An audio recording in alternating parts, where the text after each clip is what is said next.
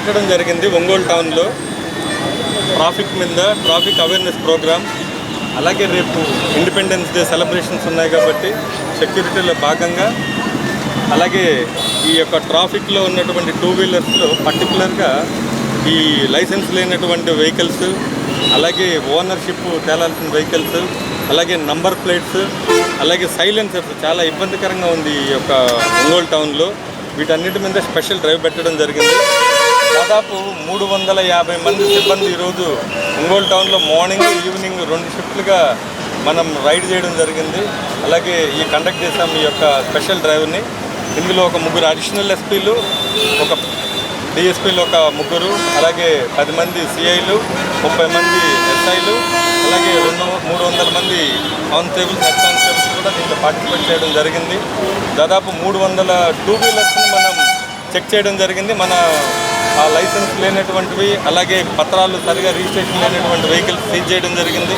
అలాగే సైలెన్సర్ లేనటువంటి ఒక 250 సైలెన్సర్లు, మోడిఫైడ్ సైలెన్సర్లు ఉన్నటువంటి 150 వెహికల్స్ని కూడా మనం సీజ్ చేసాం. అవన్నీ కూడా చేంజ్ చేసుకున్నారు వాళ్ళు ఇమ్మీడియట్లీ. అలాగే నంబర్ ప్లేట్లు లేనటువంటివి, నంబర్ ప్లేట్లు ఉన్నా కూడా ఇర్రెగ్యులర్ నెంబర్ ప్లేట్స్ కానివ్వండి, ఈ ఇన్సూరెన్స్ లేనటువంటి వెహికల్ దాదాపు 100 వెహికల్స్ అన్నీ కూడా మనం ఉన్నాయి. ఓనర్స్ వచ్చి వాటిని పేపర్ చూపెట్టి తీసుకువెళ్తున్నారు. ఇది ఒక అవేర్నెస్ ప్రోగ్రామ్. ఇది రాబోయే రోజుల్లో కూడా ఈ యొక్క రైడ్స్ కండక్ట్ చేస్తుంటాం. నేను రిక్వెస్ట్ చేస్తున్న ఒంగోలులో ఉన్నటువంటి ప్రతి ఒక్కరు కూడా మీ యొక్క బండి పేపర్స్, అలాగే క్లియర్ నంబర్ ప్లేట్ వేసుకోండి. అలాగే సైలెన్సర్స్, ఈ యొక్క సౌండ్ విపరీతంగా వస్తున్నటువంటి సైలెన్సర్స్ వల్ల నార్మల్ పబ్లిక్ చాలా ఇబ్బందులు పడుతున్నారు.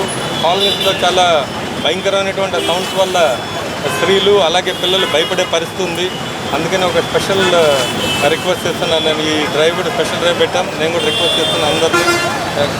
ఒకసారి చెప్తాం, రెండోసారి ఇక కేసులు బుక్ చేయటం, అలాగే బండ్లు సీజ్ చేయటం, తర్వాత వాళ్ళందరినీ కూడా కోర్టులో చట్టపరంగా ప్రొడ్యూస్ చేయడం జరుగుతుంది.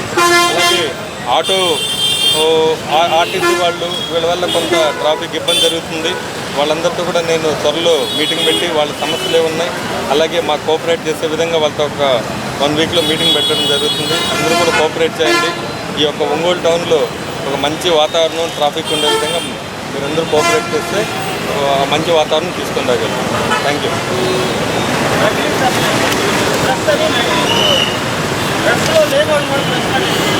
అసలు పోలీసు ప్రెస్ అనేది లేకుండా తీసేయాలని చెప్పాను నేను. ఎవరున్నా కూడా తెలుస్తుంది. ఈ నకిలీ వాళ్ళ మీద కూడా మేము ఒక అబ్జర్వేషన్ పెట్టాం. అలాంటివి కూడా అక్రిడేషన్ కార్డులు అలాంటివి ఉంటే మీరు చూపెడితే మేము ఆ టైం లేని వాళ్ళని కూడా బండి కూడా సీజ్ చేస్తాం. ఓకే.